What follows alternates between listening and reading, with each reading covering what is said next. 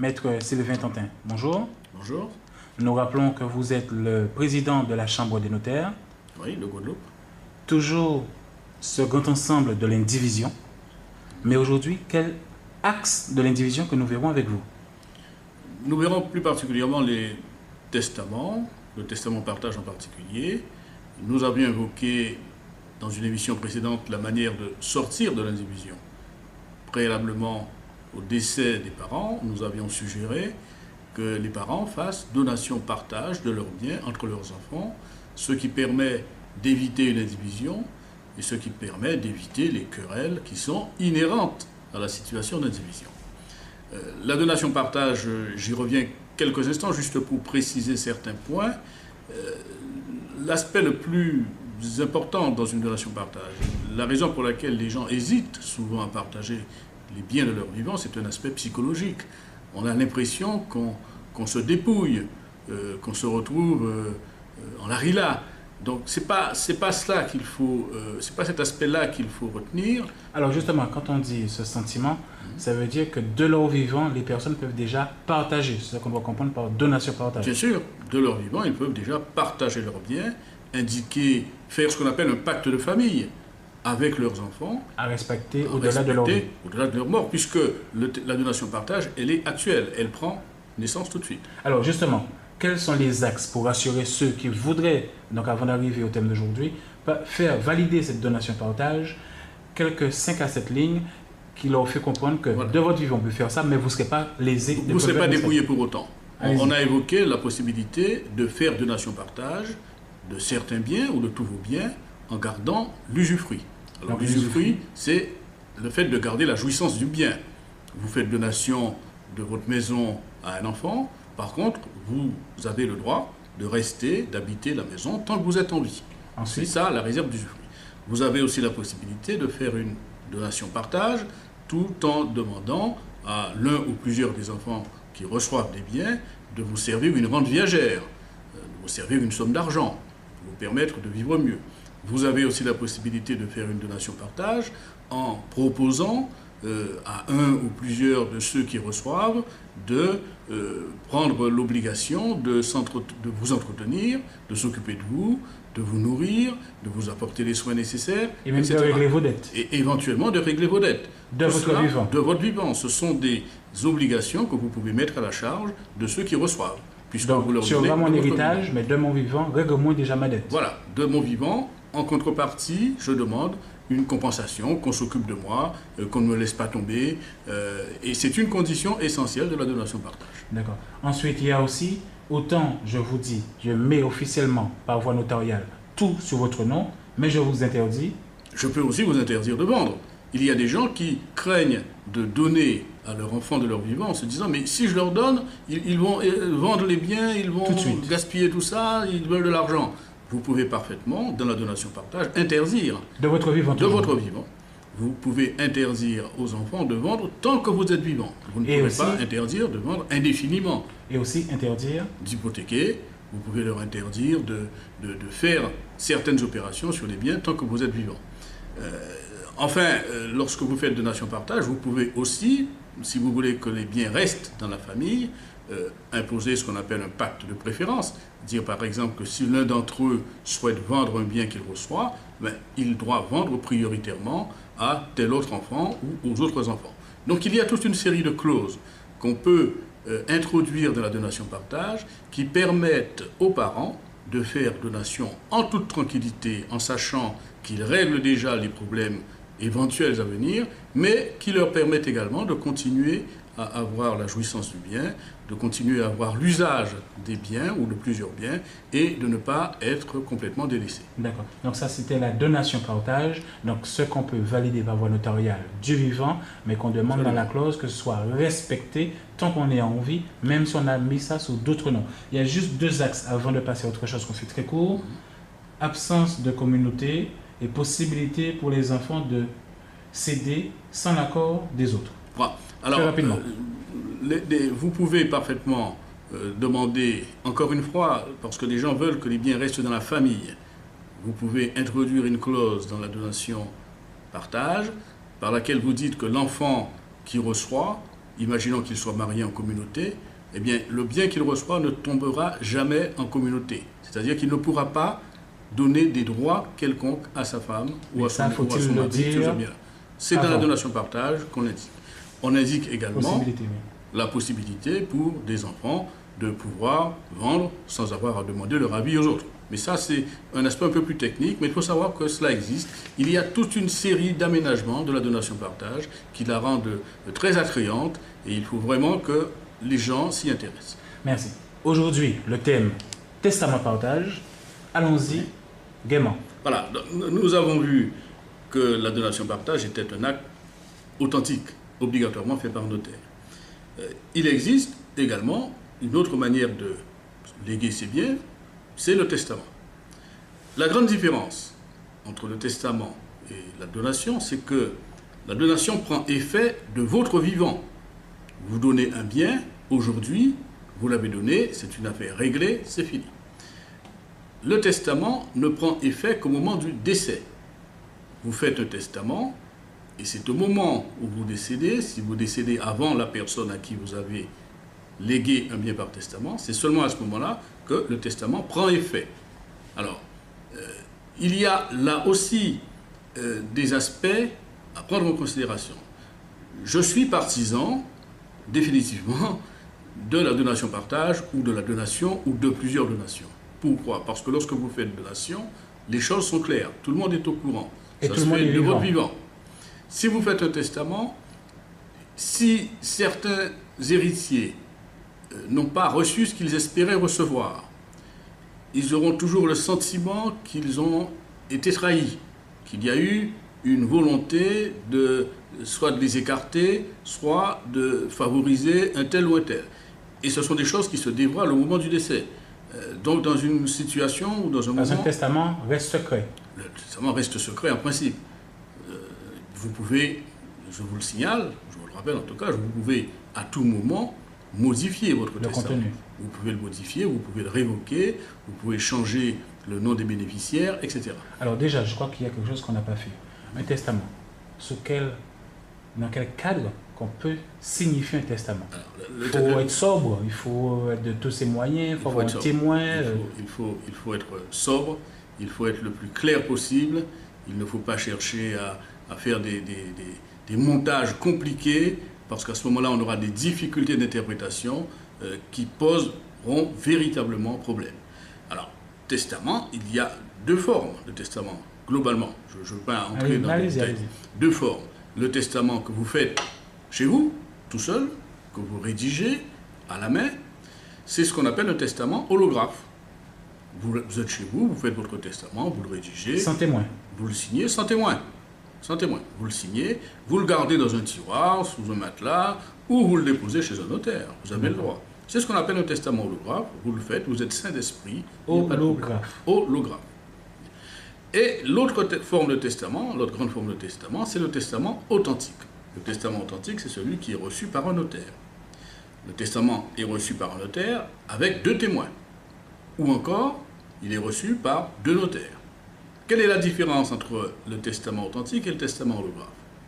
Je vous ai dit que le testament holographe, c'est celui que vous rédigez tout seul chez vous, dans un coin.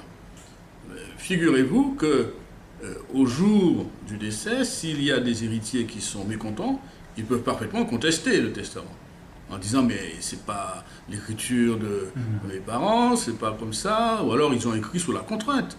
Il y a des gens qui les ont obligés, etc. Donc il peut y avoir matière à contestation. Facilement. Facilement. Le deuxième risque, c'est que dans la rédaction même du testament holographe, celui qui rédige son testament a pu faire des erreurs, bien involontairement. Il a pu créer des situations qui seraient difficiles à régler après sa disparition. Donc, pour cela, il vaut mieux se tourner vers le testament authentique, celui qui est reçu par le notaire. Pour quelle raison? Parce que celui-là, il n'est pas contestable. Vous ne pouvez pas le remettre en cause et il y a une certitude de conservation qui fait qu'il a une force probante, ce qu'on appelle une force probante, c'est-à-dire qu'on peut difficilement le contrecarrer. Justement, quand vous dites non contestable, est-ce que l'on doit aussi comprendre du fait que la loi vous a signifié être des personnes assermentées, ce qui veut dire que vous, quand vous signifiez de manière officielle un testament, c'est qu'il y a un protocole auquel vous vous obligez. Absolument. Le testament reçu par acte authentique est reçu par le notaire en personne. C'est un acte reçu par le notaire seul. Il ne peut pas être reçu par un clerc ou un collaborateur quelconque. Il est reçu par le notaire. Il est reçu en présence soit d'un autre notaire, soit de 2 témoins. Il est reçu de façon permanente, c'est-à-dire que les gens, pendant toute la durée du testament, restent ensemble. Le notaire, les témoins, le testateur, celui qui fait son testament, restent ensemble. Et ce n'est qu'à la fin, lorsque le testament est rédigé, que les gens se séparent. Donc il y a des garanties, d'une part parce que le notaire est un officier public, il ne peut pas, de par son engagement par cet acte, il garantit l'authenticité de l'acte, il garantit aussi que celui qui fait son testament n'agit pas sous la contrainte, il garantit que celui qui fait son testament, apparemment, en tout cas, a toute sa tête, il a tous les moyens de s'exprimer clairement, et il n'est pas sous l'emprise d'une quelconque personne autre. Alors, 2 questions. La première, peut-on passer d'un testament holographe et suite à cette émission réaliser que si on veut être tranquille, à ce moment-là par voie notariale, donc passer d'un testament holographe à un testament authentique? Et la deuxième question, parmi ces fameux témoins, qui peut être témoin, qui ne doit pas être témoin? Alors, vous pouvez naturellement faire un testament éviter les contestations. Pour éviter les contestations. Si ce que je vous ai dit vous a persuadé, vous pouvez parfaitement, demain, après-demain, comme vous voulez, faire un testament authentique. D'ailleurs, les gens font en général plusieurs testaments, et quand le dernier testament, vous dites que vous révoquez les autres, les précédents. Bon, donc rien ne vous empêche de faire un testament authentique. Mais attention, je n'ai pas dit que le testament holographe n'était pas valable. C'est un testament parfaitement valable, valide. Sauf qu'il est plus fragile parce qu'il peut être contesté plus facilement que le testament authentique reçu par le notaire. Alors, les témoins qui assistent le testateur et que le notaire reçoit, ces témoins ne doivent pas être parents entre eux. Il ne faut pas non plus qu'ils soient des parents du testateur, ni qu'ils soient les parents de la personne qui reçoit le bien. N'est-ce pas? Il ne faut pas qu'il y ait un risque de dire qu'il y a collusion entre tous ces gens-là.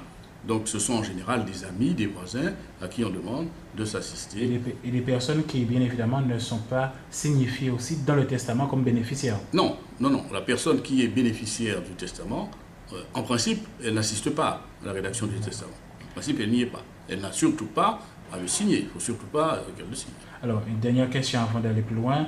Si une personne vous dit ne pas avoir suffisamment confiance, veut garder ce caractère confidentiel, est-ce qu'il peut faire des testaments authentiques sans témoin ou n'avoir que les notaires autour de lui? Ah oui, alors si le testateur, celui qui fait le testament, veut avoir une absolue garantie de confidentialité, il peut demander que le testament soit reçu par 2 notaires. Donc dans ces conditions, il n'y a pas de témoin, personne n'est au courant, le notaire reçoit un testament en présence de son confrère, donc ce testament fait foi, et le testament authentique, quel que soit le cas de figure, a eu un autre avantage, c'est qu'il est signalé à un fichier central des testaments.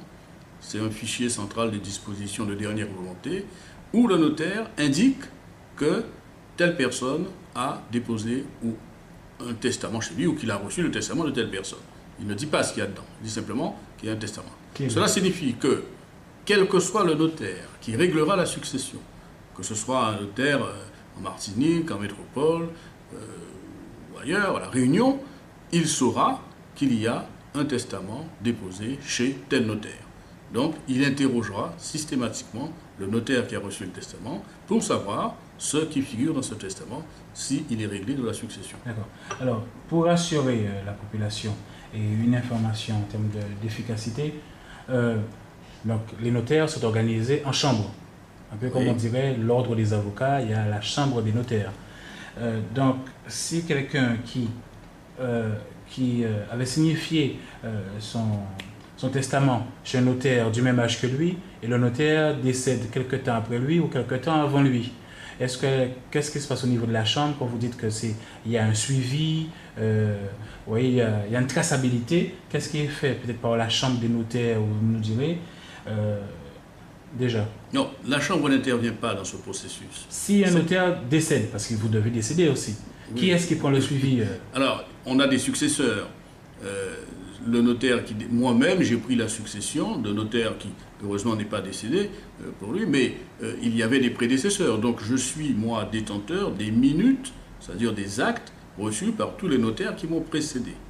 Tous les notaires qui étaient titulaires de cet office ont établi des actes et je suis, moi, responsable de ces actes. Je suis le détenteur. Donc, je vous ai dit que la précaution est à un double niveau, puisque vous avez d'une part le fichier national qui vous garantit que lorsque le notaire quelconque l'interrogera, il saura qu'il y a un testament chez Maître X, mais si Maître X est décédé, il saura que ce testament se trouve chez le successeur de Maître X. Et Maître X détient ce qu'on appelle un répertoire. Le notaire détient un répertoire de tous les actes qu'il a reçus.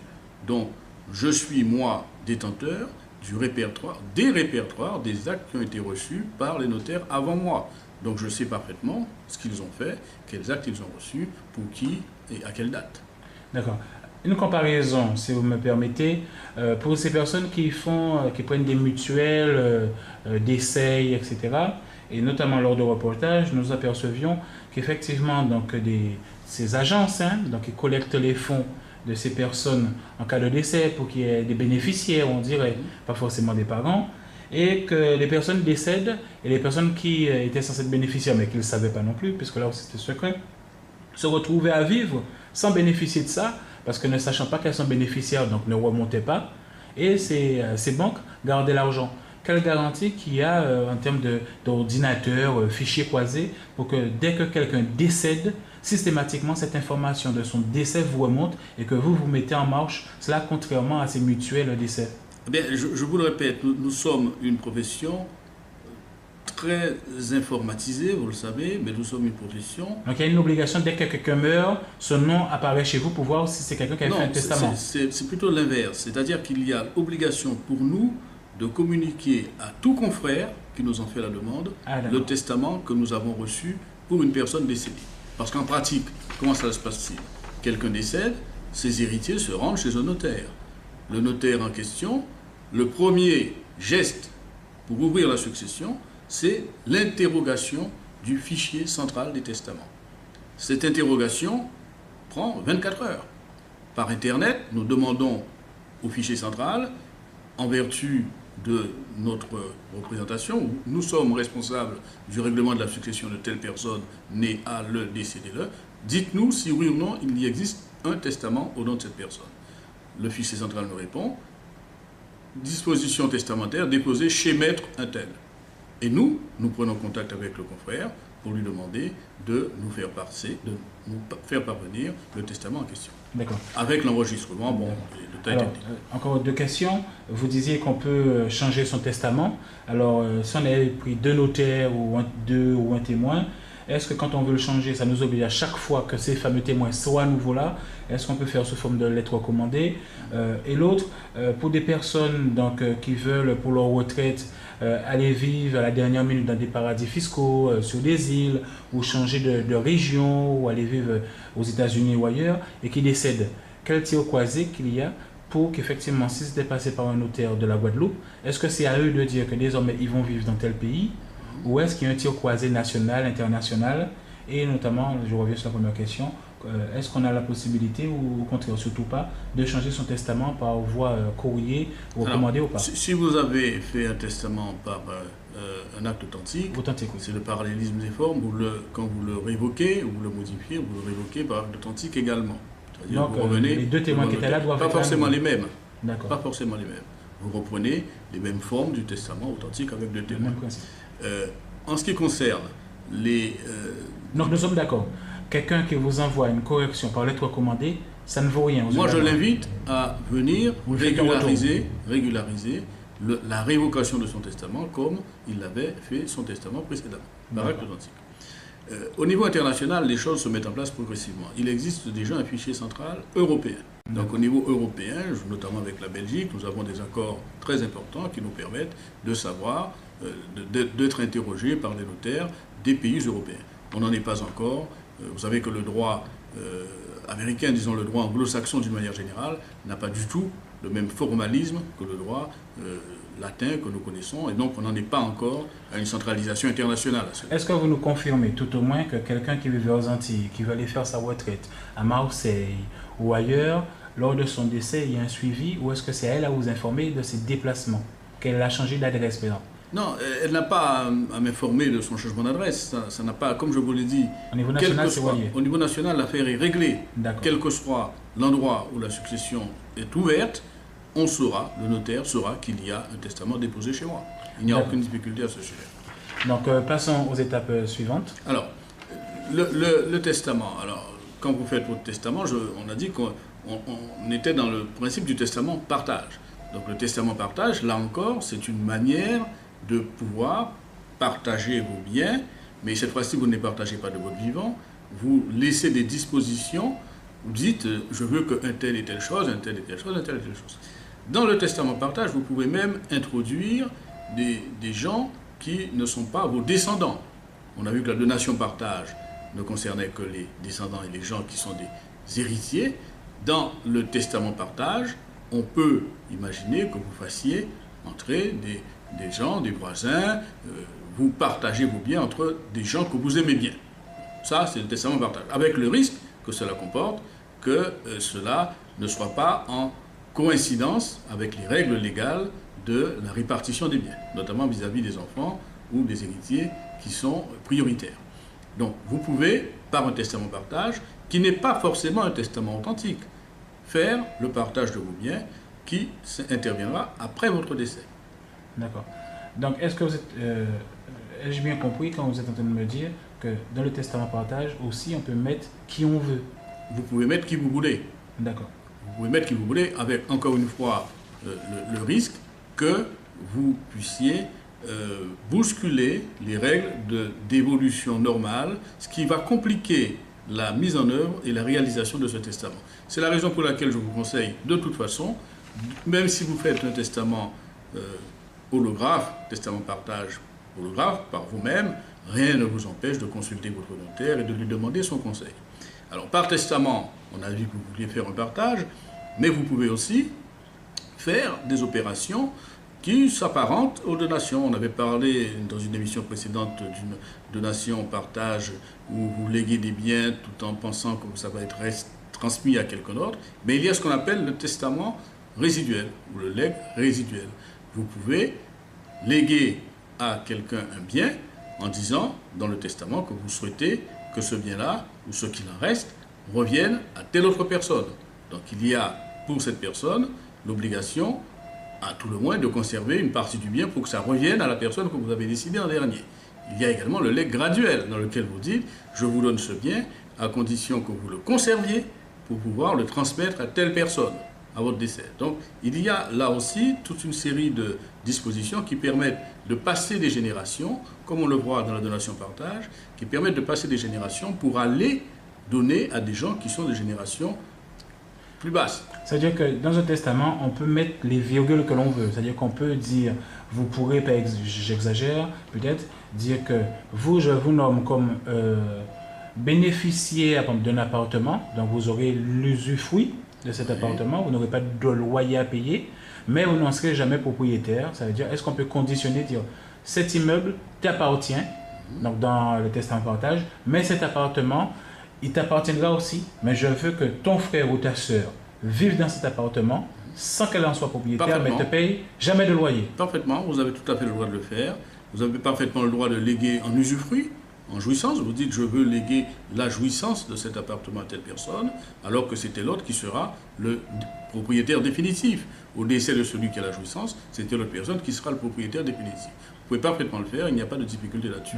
Le testament, c'est la liberté, mais c'est une liberté qui est dangereuse, parce qu'encore une fois, je vous le dis, autant vous avez des libertés dans la donation ou dans le testament authentique, parce que vous avez le conseil du professionnel, autant lorsque vous faites votre testament de votre côté tout seul, testament holographe, vous vous sentez libre de dire ce que vous voulez. Effectivement, vous êtes libre de dire ce que vous voulez. Mais attention, il y a des règles impératives qui s'imposent au moment du décès par rapport aux descendants.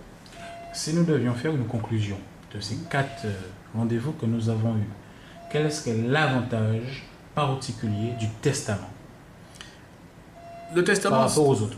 Le testament n'aurait pas d'avantage particulier par rapport aux autres, sauf que le testament, c'est la disposition que l'on peut prendre lorsqu'on n'est pas en mesure de faire autrement. Imaginons que vous êtes dans une situation où vous ne pouvez pas avoir un notaire, vous ne pouvez pas faire un acte authentique. Il y a au moins la possibilité qui vous est donnée de faire un testament, et le plus souvent, vous pouvez léguer la totalité de vos biens, on appelle ça un testament universel, un legs universel. Vous pouvez léguer la totalité de vos biens à quelqu'un en particulier. Comme ça, au moins, vous savez que vous avez laissé trace de votre volonté, même s'il y a des difficultés dans l'application de cette volonté. Alors, je rappelle que nous sommes avec Maître Sylvain Tontin. Donc, en conclusion, Oui. donc vous êtes aussi le président de la Chambre des notaires.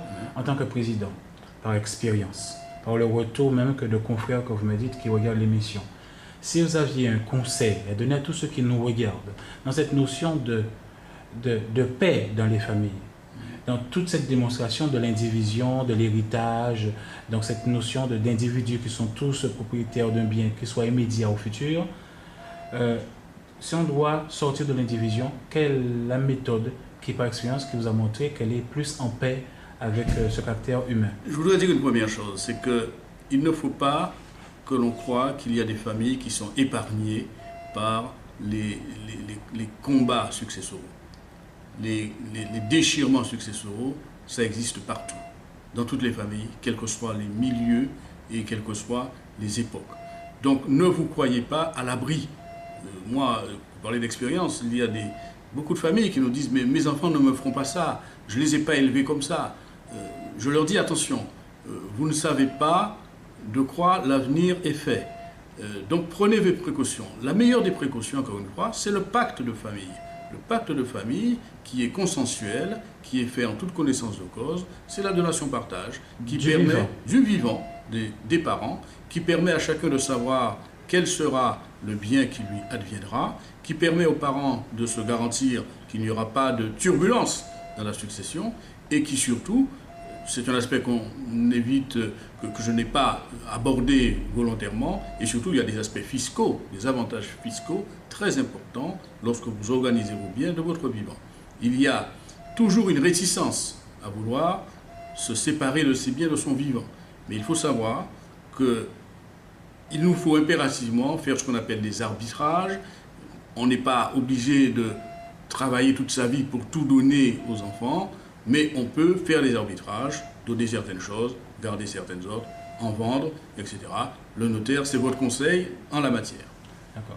Donc que ce soit financièrement, par rapport à certaines taxes que prend l'État, et que ce soit pour la paix des familles, la donation-partage est un conseil que l'on pourrait dire à retenir. Ah oui, à retenir, c'est inévitable. Je veux dire, si vous voulez vraiment assurer la paix de la famille, si vous voulez assurer une transmission la plus aisée possible, il faut faire un pacte de famille, une donation-partage.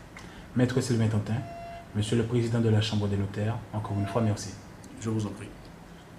Bien entre leurs enfants, ce qui permet d'éviter une indivision et ce qui permet d'éviter les querelles qui sont inhérentes à la situation d'indivision.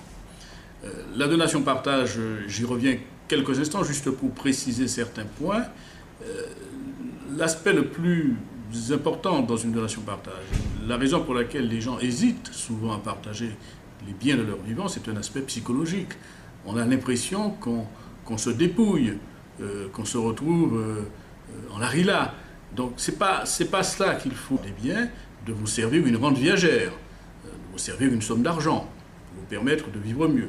Vous avez aussi la possibilité de faire une donation-partage en proposant à un ou plusieurs de ceux qui reçoivent de prendre l'obligation de vous entretenir, de s'occuper de vous nourrir, de vous apporter les soins nécessaires, et même etc. de régler vos dettes. Et éventuellement de régler vos dettes. De votre vivant. De votre vivant. Ce sont des obligations que vous pouvez mettre à la charge de ceux qui reçoivent. Donc, vous leur tu auras mon héritage, mais de mon vivant, il leur fait comprendre que voilà, de votre vivant, on peut faire ça, mais vous ne serez pas lésé. Vous ne serez pas dépouillé pour autant. On a évoqué la possibilité de faire donation-partage de certains biens ou de tous vos biens en gardant l'usufruit. Alors l'usufruit, c'est le fait de garder la jouissance du bien. vous faites donation de votre maison à un enfant. Par contre, vous avez le droit de rester, d'habiter la maison tant que vous êtes en vie. C'est ça la réserve d'usufruit. Vous avez aussi la possibilité de faire une donation-partage tout en demandant à l'un ou plusieurs des enfants qui reçoivent. C'est pas cet aspect-là qu'il faut retenir. Alors justement, quand on dit ce sentiment, ça veut dire que de leur vivant, les personnes peuvent déjà partager. C'est ça qu'on doit comprendre par donation-partage. Bien sûr, de leur vivant, ils peuvent déjà partager leurs biens, indiquer, faire ce qu'on appelle un pacte de famille avec leurs enfants. À respecter au-delà de leur vie. Au-delà de leur mort, puisque la donation-partage, elle est actuelle. Elle prend naissance tout de suite. Alors justement, quels sont les axes pour assurer ceux qui voudraient, donc avant d'arriver au thème d'aujourd'hui, faire valider cette donation-partage? Quelques 5 à 7 lignes. Maître Sylvain Tantin, bonjour. Bonjour. Nous rappelons que vous êtes le président de la Chambre des notaires. Oui, de Guadeloupe. Toujours ce grand ensemble de l'indivision. Mais aujourd'hui, quel axe de l'indivision que nous verrons avec vous? Nous verrons plus particulièrement les testaments, le testament partage en particulier. Nous avions évoqué dans une émission précédente la manière de sortir de l'indivision. Préalablement au décès des parents, nous avions suggéré que les parents fassent donation-partage de leur